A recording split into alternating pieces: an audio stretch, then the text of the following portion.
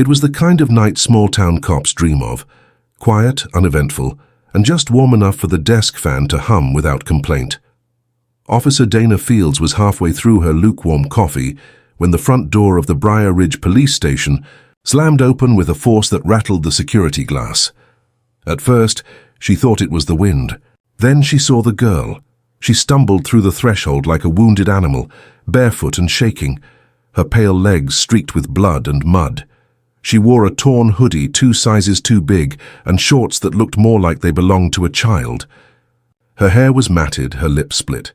She didn't speak, she didn't scream, she just looked, wild-eyed and dazed like someone who had been running from hell. But that wasn't what made Dana stand up so fast. She spilled her coffee. It was the dog trailing just behind her. A black German shepherd, lean and battle-scarred, padded silently into the station like a ghost returning home. His ears twitched at every sound, but his eyes were fixed on the girl as if she were the only thing that mattered. Then he turned and looked at Dana, and that's when she knew. "Max," Dana whispered, her voice catching in her throat, the E. Dog's ears perked and his tail swayed once. Max. Briar Ridge's former K9 declared missing 3 weeks ago after a violent storm downed part of the Eastern Forest Road. Everyone thought he'd been swept away in the flood or hit by a car. He was chipped, but his collar had never turned up. Now here he was, walking into the station beside a half-dead girl no one recognized. Sergeant Bill McKinney burst in from the back hallway, coffee in one hand, paperwork in the other. "What the hell's going on up?" He froze. His mouth went slack as he saw the girl. Then his eyes locked on Max. "Jesus Christ," he muttered. "Is that—" Max moved toward him cautiously, then stopped, tail still, watching the man he'd once worked beside. There was a haunted intelligence in his eyes, a mix of relief and something darker, something almost human. Dana stepped forward, crouching low. "Honey," she said softly to the girl, "you're safe now. You're at the police station. Can you tell us your name?" The girl looked at her but didn't answer. Her eyes darted toward the exit, then to Max, then back to Dana. When she opened her mouth, it was only to exhale, a shallow, ragged breath, like it hurt to breathe. "She needs a medic now," McKinney said, already reaching for the radio. "We'll get a name later." But just then, the girl reached for something around Max's neck, a second collar. It was newer than the worn one Max had disappeared with, military grade, no tag. But clipped to it was a bent, scratched dog tag, not standard issue. Dana took it, carefully turning it over in her palm. On one side, AP 004, Property of Northland Program. On the back, no rescue, no report, return to sender. "What the hell is Northland?" Dana asked, eyes narrowing. McKinney went pale. "I've heard that name," he muttered. "It was a private behavioral camp up north, shut down 6 years ago. Kids used to disappear from there. FBI looked into it, but nothing ever stuck." The girl suddenly reached out, gripping Dana's sleeve with surprising strength. Her voice came out in a whisper, broken and barely audible. "Don't call them," she said. "Please don't let them find me." Then she collapsed.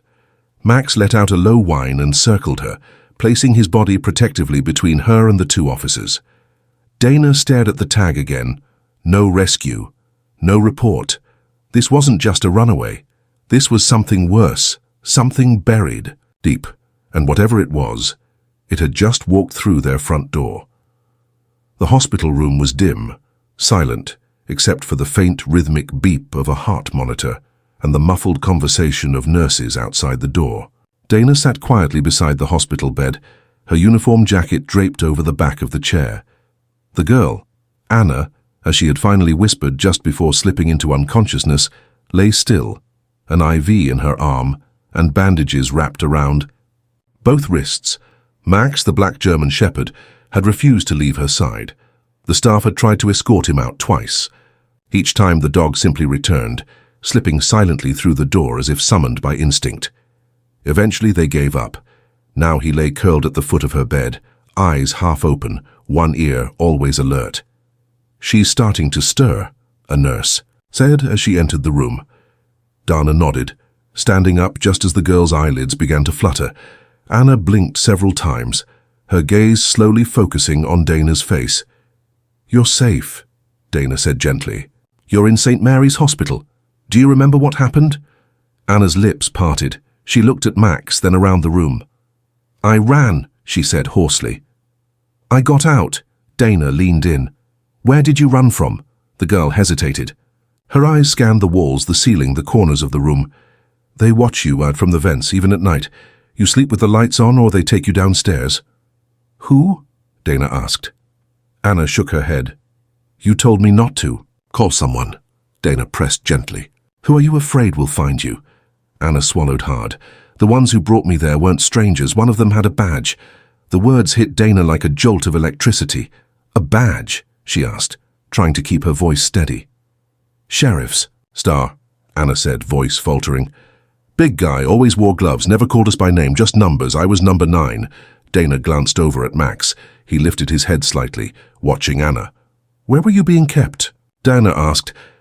"I don't know, somewhere in the woods. They blindfolded us when they took us outside. Sometimes I'd hear trains. And a creek. There was a red windmill." "A red windmill?" Dana repeated. Anna nodded. "That's how I knew where to run. I heard it creaking. I counted the steps after the second gate. Max led me the rest of the way." Max let out a low, almost human sigh. Dana reached into her bag and retrieved the dog tag from earlier. "Does this look familiar?" Anna's entire body stiffened. Her voice dropped to a whisper. "They give those to the dogs. The ones that don't pass the test." "What kind of test?" She hesitated, then whispered, "Obedience. To pain." The silence that followed was thick with tension. Dana's heart thudded in her chest. Every instinct screamed, this girl was telling the truth. But the implications, a sheriff figure, a numbered system, dogs trained for something dark, a secret compound hidden in forest land no one patrolled anymore. Dana stood up and exited the room. Sergeant McKinney was waiting in the hallway. "Anything?" "She said someone with a badge was involved," Dana said in a low voice. "Someone official. She mentioned gates, a red windmill, trains nearby." McKinney's face tightened. "That sounds like the East County backwoods, near the old lumber trail." "Where no jurisdiction overlaps," Dana added grimly. "No sheriff, no ranger outpost, just nothing but brush and forgotten roads." "She say who else was there?" "She said she was number 9. That implies there are at least 8 more. McKinney swore under his breath. "I'm calling the state," Dana said. "We can't keep this in-house. Not if there's even a chance one of our own is dirty." McKinney nodded. "And the dog?" "Max led her out of that hellhole. He knows the way. If we're smart, we follow him back." From inside the room, Anna's voice echoed softly. "Don't wait. They move. Us when the moon changes." Dana looked at the window. A waning moon hung just above the hills 2 nights left. The dawn broke cold and grey over Briar Ridge, washing the small police station in a pale light that did little to ease the heaviness settling in Dana's chest. The previous night's revelations had left the entire department on edge. A secret. Compound miners held captive, possibly someone inside the law enforcement ranks involved. The implications were staggering. Yet the undeniable key to unlocking this nightmare lay quietly at their feet. Max, the K9, who'd led Anna to safety. Vet Tech was already waiting when Sergeant McKinney arrived at the Briar Ridge Animal Clinic. Max was tense but alert, tail wagging faintly as if sensing the urgency in the room. Dr. Helen March flipped through Max's medical records, her brow furrowed. "He's been through trauma," she said quietly, "not just from exposure or injuries. I found sedative traces in his blood, likely some kind of animal tranquilizer." McKinney's eyes narrowed. "Who would sedate a K9? "Someone wanting to control him," Dana added as she entered the room. "Or prevent him from running." The vet lifted Max's collar, examining the worn edges. "This is his original collar, right?" McKinney nodded. "Yes, but look what we found on the girl, the dog tag. It doesn't match." Dr. March held the metal tag under the light. "This isn't a police tag. It looks like military grade but worn and scratched. There's a code on it, AP04. "That matches what Anna said," Dana said grimly. "Northland program. a place that shut down years ago, rumors of disappearances. Dr. March looked grim. And Max was there. That explains the scarring. On his paws, the compound must have been rough terrain. He didn't just survive, he escaped. The three of them fell into an uneasy silence. Max whined softly, then shifted on the table, clearly uncomfortable but attentive. Dana knelt, resting her hand gently on his side. "You're a hero, boy," she whispered. "You brought her home." Outside the clinic, Dana and McKinney waited while the vet finished the examination. Dana pulled out her phone and opened the local sheriff's office database. She searched Northland program. Only a handful of files came up, all marked confidential and inaccessible without clearance. With a deep breath, she dialed a number she'd memorized months ago, but hoped never to use Special Agent Ruiz, she said when the call connected. "I need to talk about a missing person, actually a whole group of them, and a dog that just walked back into town." The agent's voice was crisp, professional. "Go ahead." Dana quickly summarized the situation, mentioning Anna, Max, the strange dog tag, and the references to the Northland program. When she finished, there was a long pause. "We've been tracking some activity in that area," Agent Ruiz finally said. "But nothing concrete. If this girl is who you say she is, and that dog is the K9 we lost months ago, this could be bigger than we thought." Dana glanced at McKinney, who nodded. "Can your team come down?" she asked. "Already on the way."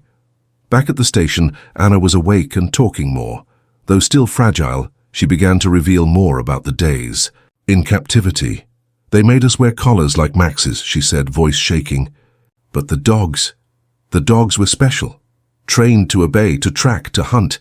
If a kid tried to run, the dogs were sent after them." Dana shuddered. "Max never came after us," Anna whispered. "He protected me." McKinney exchanged a look with Dana. He remembered who he was supposed to protect.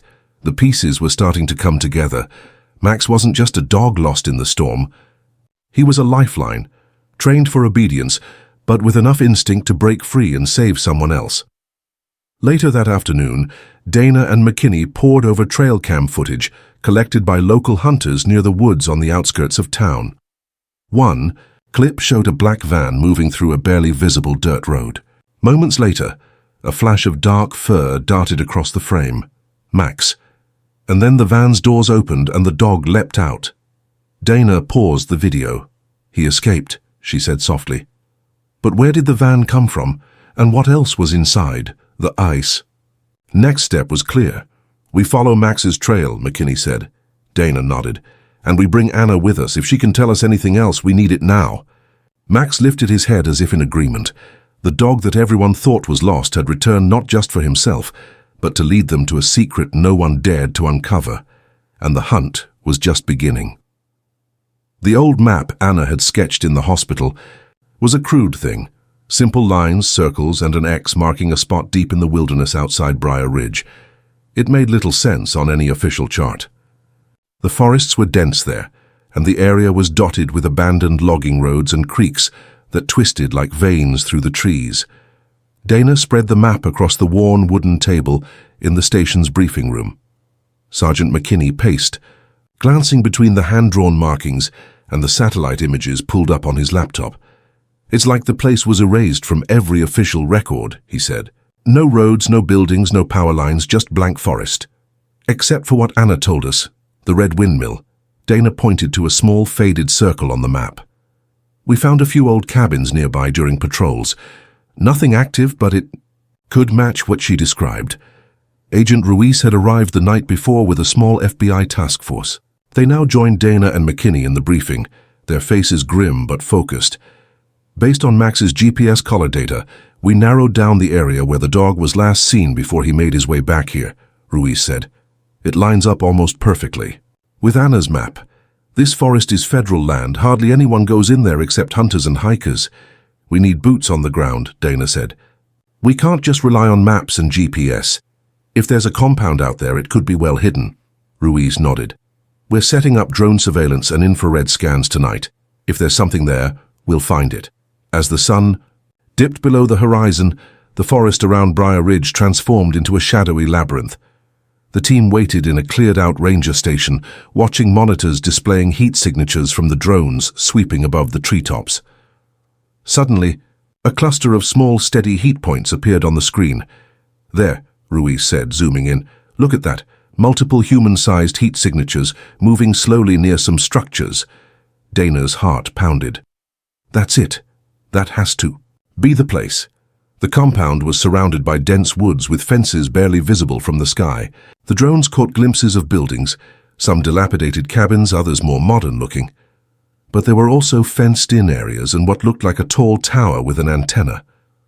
"What is this place?" McKinney muttered. "Looks like a fortress, which makes it perfect for what Anna described," Dana said. "A place built to keep people in." That night, the team prepared for a closer look. The terrain was rough. Steep hills, thick underbrush, and rocky creeks that made travel slow and dangerous. Anna's description came back to Dana as they approached. Blindfolded, gates, the creek, the windmill, Dana whispered to McKinney.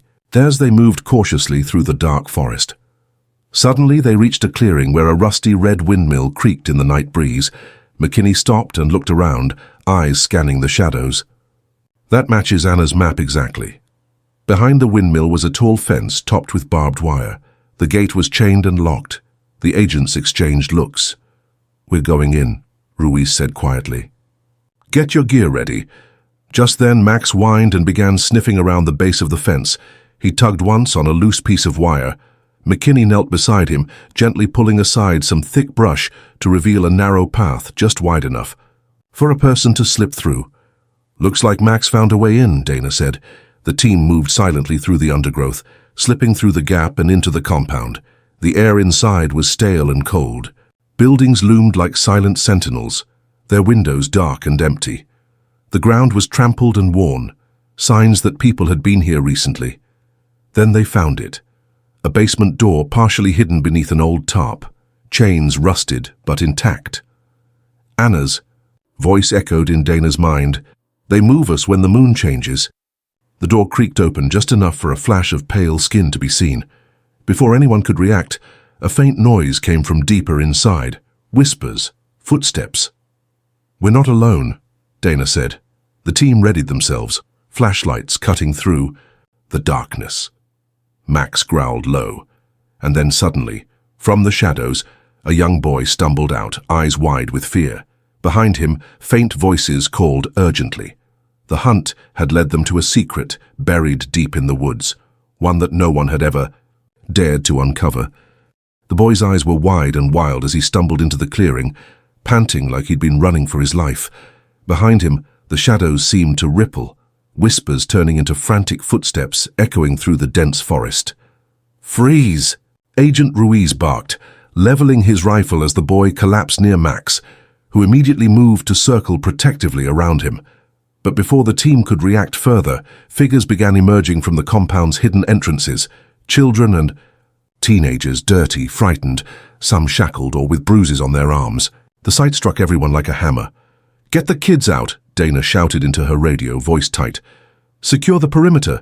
The operation was already underway. Federal agents flooded the compound with quiet precision, flashlights sweeping.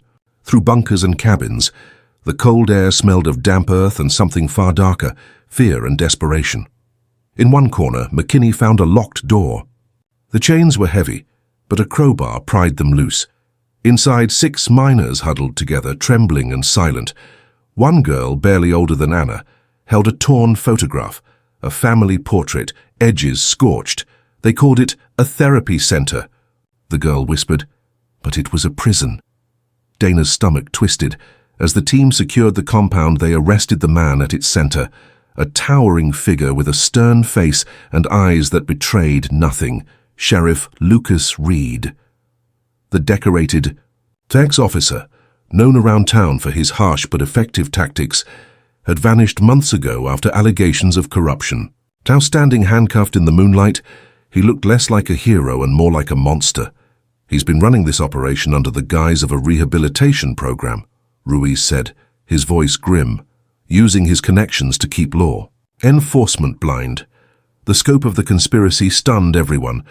Inside the bunker's nerve center, investigators found stacks of encrypted files on computers, payment records, transfer schedules, and lists of minors who had disappeared from multiple counties over the years.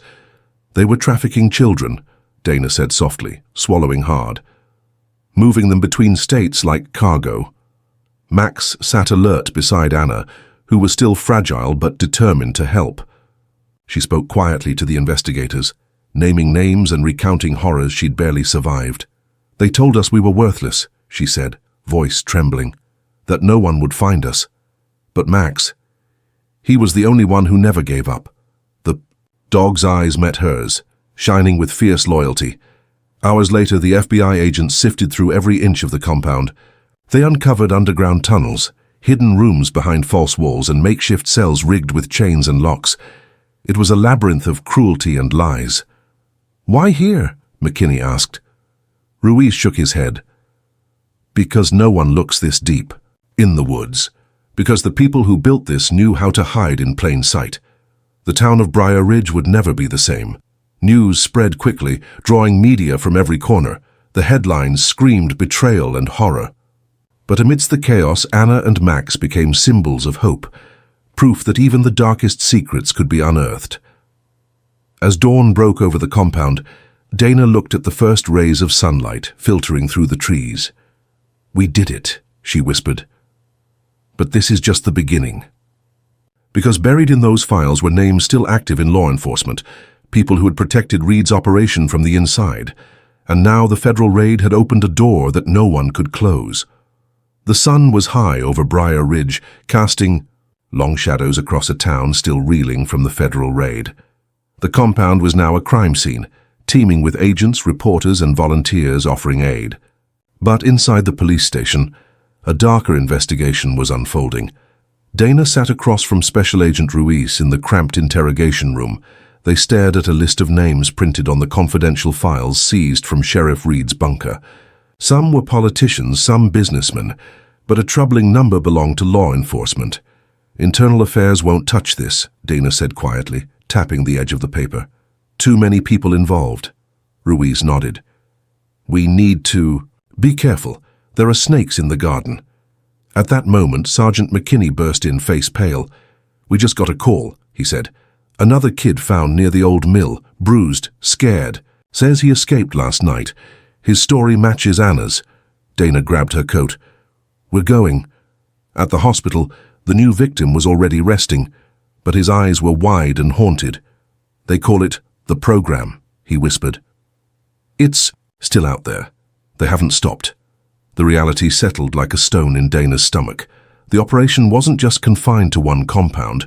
It was a sprawling network, alive and adapting. Back at the station, Dana's phone buzzed. It was a text from an unknown number. "Stop digging or you'll be next." Her hands trembled as she showed the message to Ruiz and McKinney. "This is bigger than we thought," Ruiz said grimly. "Someone's watching." The team went into lockdown mode, their every move shadowed by suspicion. Dana found herself questioning even her closest colleagues. Late one night, she heard footsteps outside her apartment. Peering through the peephole, she saw a shadowy figure disappear into the darkness. She wasn't just chasing criminals anymore, she was a target. Determined to protect Anna and the other survivors, Dana worked with Ruiz to set up a safe house. Max was always at Anna's side, a silent guardian who seemed to sense the growing danger, but danger came closer than they imagined. One evening, while reviewing files, Dana noticed anomalies in the local police dispatch records, calls erased, evidence logs altered. "Their cleaning house," she muttered. Suddenly her phone rang. A distorted voice whispered, "You should have stopped. Now it's too late." Before she could respond, the line went dead.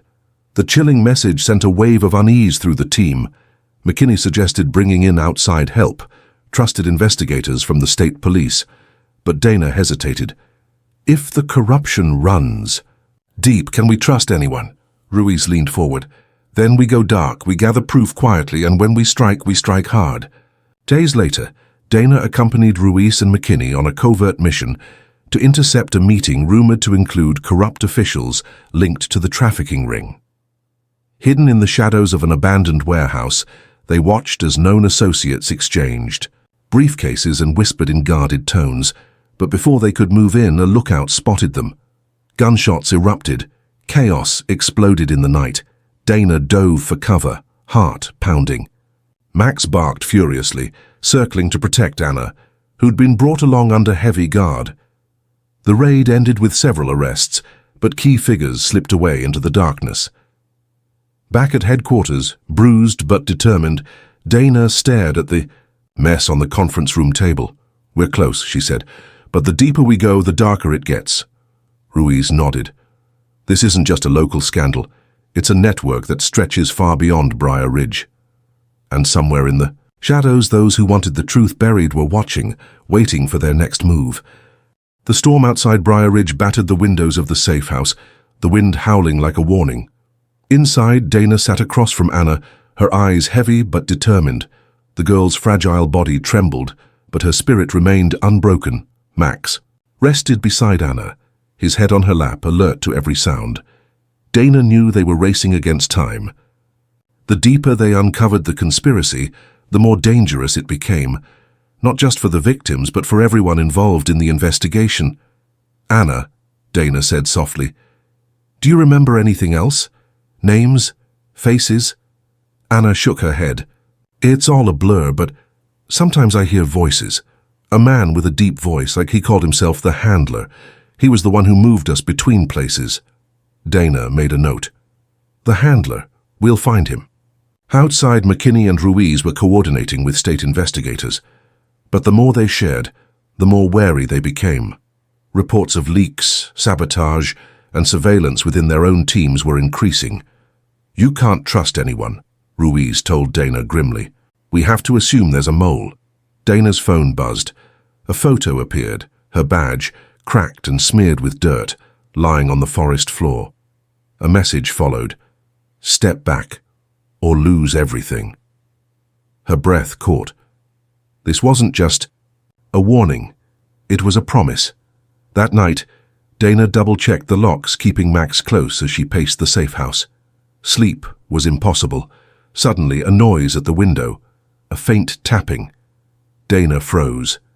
Max growled low, then barked sharply. Dana flipped on the lights. No one was there.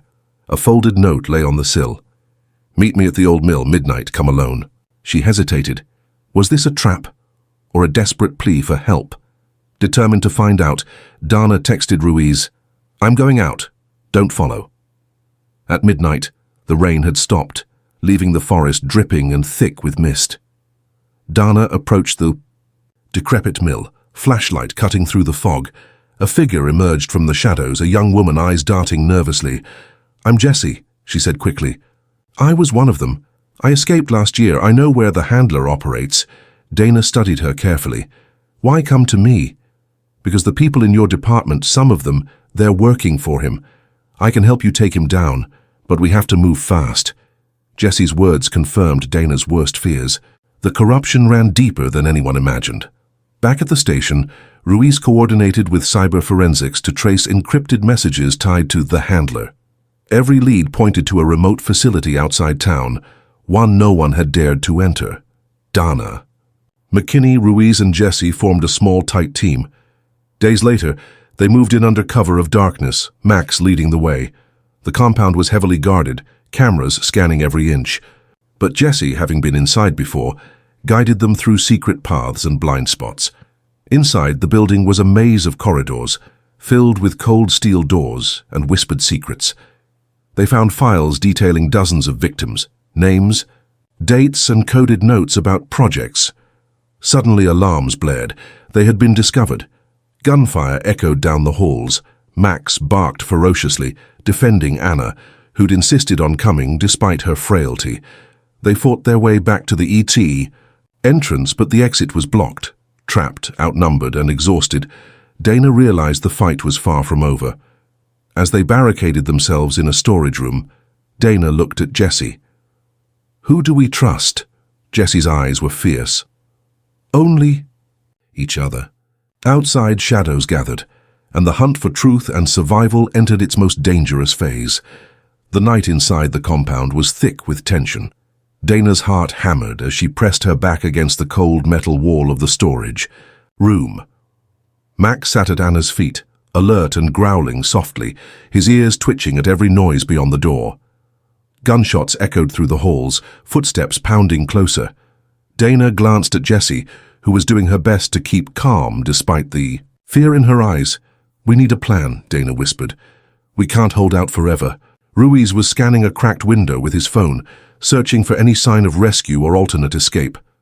Suddenly the door rattled violently as someone tried to break in. "Hold!" Dana barked. "We're law enforcement," a voice responded, in a low gravelly tone from the other side. "This is the handler. You don't know who you're dealing with." The group exchanged worried looks. This was the man Anna had feared, the mastermind behind the trafficking network. "Release the children and surrender," Dana called out, steady despite the fear creeping up her spine. There was a long pause. Then footsteps retreated. "It's a game to him," Ruiz said grimly. "He wants to break us." Minutes dragged. Then, in a sudden moment of bravery, Jessie whispered, "I found a service tunnel in the West Wing. If we can get there, it leads outside." Dana nodded. "We move now." With Max leading the way, they slipped through shadowed corridors, avoiding patrols by sheer luck and Jessie's insider knowledge. The tunnel was narrow and damp, the air thick with dust and decay. Anna stumbled, but Max was quick to steady her. At the tunnel's end, they burst into the cold night air, gasping as they emerged into the forest, but the relief was short-lived. Flashing lights illuminated the trees. FBI agents and local deputies had surrounded the area. Ruiz's voice crackled through Dana's earpiece. "We've got you. Move to the extraction point." As they hurried toward the waiting vehicles, Dana glanced back toward the compound. She saw figures emerging, uniformed. "Officers, some with guns raised." "Corrupt cops," McKinney muttered. "They're trying to cover their tracks." The tension exploded as a firefight broke out between the federal agents and the rogue officers.